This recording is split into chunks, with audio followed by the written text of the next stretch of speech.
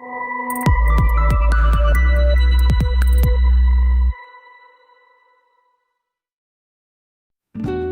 semuanya, perkenalkan nama saya Meliana Viva Pangaribuan. Pada video kali ini saya akan mempresentasikan materi saya terkait Pancasila sebagai dasar negara.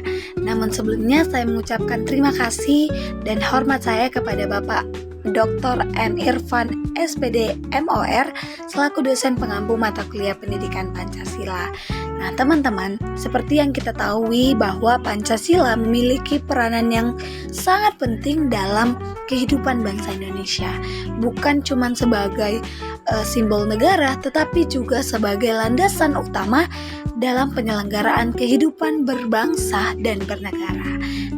Nah, melalui materi yang saya akan presentasikan hari ini teman-teman, kita mau belajar mengenai pengertian Pancasila sebagai dasar negara, konsep negara, tujuan negara, konsep negara, dan urgensi Pancasila sebagai dasar negara, hubungan antara proklamasi dan pembukaan Undang-Undang Dasar tahun 1945, penjabaran Pancasila dalam pasal-pasal Undang-Undang Dasar tahun 1945, dan implementasi Pancasila dalam pembuatan kebijakan negara, khususnya dalam bidang politik, ekonomi, sosial, budaya, dan HANKAM.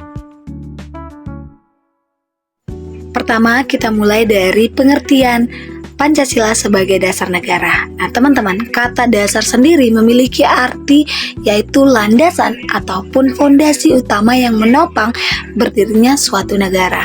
Dengan demikian bisa kita katakan bahwa Pancasila sebagai dasar negara artinya bahwa seluruh sistem ketatanegaraan Republik Indonesia harus berlandaskan pada nilai-nilai Pancasila. Jadi Pancasila lah menjadi landasan dalam penyelenggaraan negara Republik Indonesia. Kemudian dasar dalam penyusunan peraturan perundang-undangan serta pedoman dalam kehidupan berbangsa dan bernegara. Nah, artinya bahwa seluruh kebijakan bahkan keputusan yang diambil oleh pemerintah harus mencerminkan pada nilai-nilai yang terkandung dalam Pancasila. Selanjutnya kita masuk kepada pembahasan kita mengenai konsep negara. Nah teman-teman, secara umum negara dapat dipahami sebagai organisasi kekuasaan yang berdaulat yang mengatur kehidupan masyarakat di dalam suatu wilayah tertentu. Nah menurut Diponolo, suatu negara memiliki 3 unsur utama. Yang pertama yaitu wilayah, yang kedua adalah rakyat ataupun masyarakat, yang ketiga adalah pemerintah atau organisasi kekuasaan. Nah, selain itu, beberapa tokoh juga memberikan beberapa definisi mengenai negara. Misalkan dari Aristoteles yang mengatakan bahwa negara merupakan persekutuan keluarga dan desa yang bertujuan untuk mencapai kehidupan yang baik. Kemudian ada Jane Bodin yang menyebutkan bahwa negara itu sebagai persekutuan masyarakat yang dipimpin oleh kekuasaan yang berdaulat. Kemudian ada Hugo Grotius yang memandang negara itu sebagai persekutuan manusia merdeka yang bertujuan memperoleh perlindungan hukum. Nah, dari pendapat-pendapat terdapat tadi teman-teman, dapat kita simpulkan bahwa negara merupakan organisasi dalam suatu wilayah yang memiliki kekuasaan tertinggi dan ditaati oleh rakyatnya. Nah, teman-teman, setelah kita memahami konsep negara, kita juga perlu tahu ya teman-teman mengenai tujuan dari dibentuknya suatu negara. Nah, teman-teman, secara umum tujuan negara antara lain adalah 1. Mencapai kesejahteraan dan kebahagiaan masyarakatnya. Yang kedua yaitu menjaga kemerdekaan negara. Yang ketiga menciptakan keamanan dan ketertiban. Yang keempat yaitu mewujudkan keadilan bagi seluruh rakyat. Nah, dalam teori politik terdapat 2 pendekatan dalam mencapai tujuan suatu negara. Yang pertama adalah aliran liberal individualis yang menekankan kebebasan individu dalam bidang ekonomi dan politik. Nah, yang kedua adalah aliran kolektivistis atau sosialis yang lebih menekankan pada negara dalam mengatur kehidupan masyarakat. Nah, sedangkan teman-teman, tujuan negara Indonesia yang kita cintai sendiri tercantum dalam pembukaan Undang-Undang Dasar tahun 1945 alinea keempat, yaitu berisi melindungi segenap bangsa Indonesia, melindungi tumpah darah Indonesia, memajukan kesejahteraan umum, mencerdaskan kehidupan bangsa, dan serta ikut melaksanakan ketertiban dunia. Nah, selanjutnya kita masuk membahas konsep dasar negara. Nah, teman-teman, istilah dasar negara sendiri memiliki beberapa istilah lainnya, teman-teman. Yang pertama ada Grundnorm, yang artinya norma dasar. Yang kedua ada Rechtsidee, yaitu cinta hukum. Yang ketiga ada Staatsidee, yaitu cinta negara. Serta ada yang namanya filosofis Grundslag, yang artinya dasar filsafat negara. Nah, teman-teman, dasar negara itulah landasan utama dalam pembentukan dan penyelenggaraan negara. Nah, dalam teori hukum Hans Navinsky terdapat konsep yang disebut sebagai Staat Fundamental Norm, yaitu norma dasar tertinggi dalam sistem hukum suatu negara.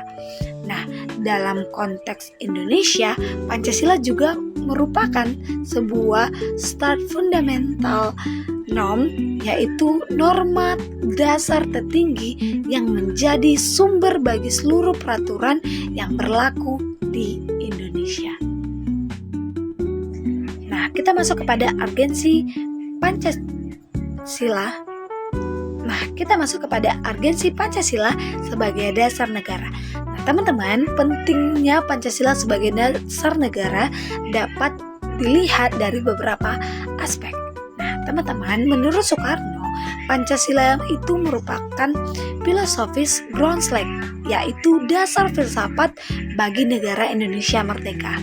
Nah, tetapi ada juga Pancasila disebut sebagai Weltanschauung atau pandangan hidup bangsa Indonesia. Nah, selain itu juga Pancasila juga berfungsi sebagai alat pemersatu bangsa, terutama dalam perlawanan melawan penjajahan dan dalam membangun negara. Nah, urgensi Pancasila dapat dilihat dari dua pendekatan. Yang pertama adalah pendekatan institusional, yaitu bahwa nilai-nilai Pancasila menjadi dasar dalam pembentukan dan penyelenggaraan lembaga negara. Nah, yang kedua adalah pendekatan sumber daya manusia, yaitu bahwa aparatur negara harus menjalankan tugasnya berdasarkan nilai-nilai Pancasila secara umum dan konsekuen. Nah, selanjutnya kita akan melihat hubungan antara proklamasi kemerdekaan Indonesia dengan pembukaan Undang-Undang Dasar tahun 1945.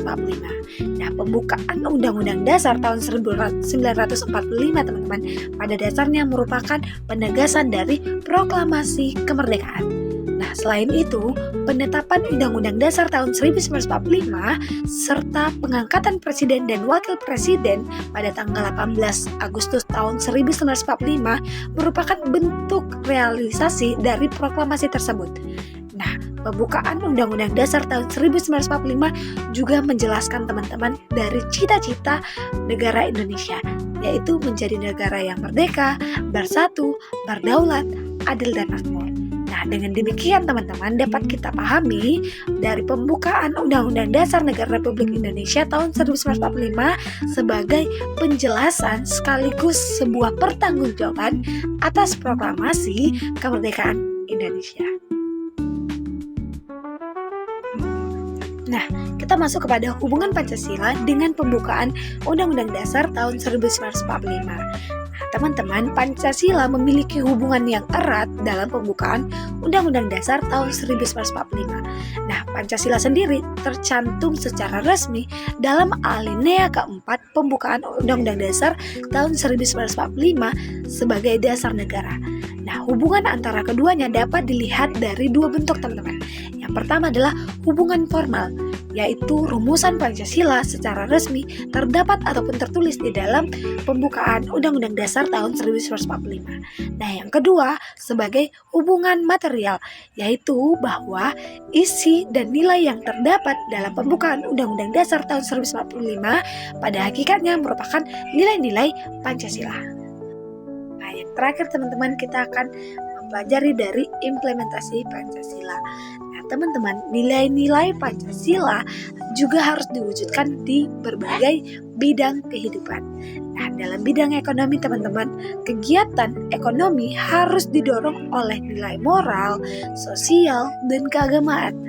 Selain itu juga pembangunan ekonomi juga harus bertujuan untuk pemerataan kesejahteraan masyarakat Indonesia. Nah, dalam bidang sosial budaya, masyarakat Indonesia dikenal sebagai masyarakat yang memiliki nilai gotong royong dan kebersamaan yang kuat.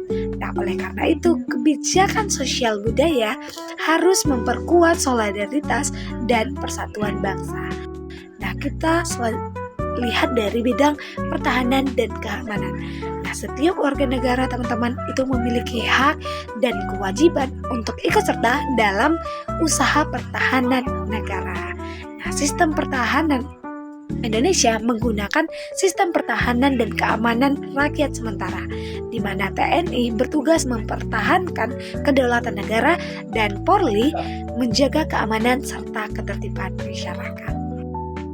Nah, teman-teman, sebagai penutup dapat disimpulkan bahwa Pancasila merupakan dasar negara yang menjadi landasan utama dalam penyelenggaraan kehidupan berbangsa dan bernegara di Indonesia. Nah, Pancasila tidak hanya menjadi dasar dalam sistem hukum dan pemerintahan, tetapi juga sebagai pedoman dalam berbagai bidang kehidupan seperti politik, ekonomi, sosial budaya, serta di pertahanan dan keamanan.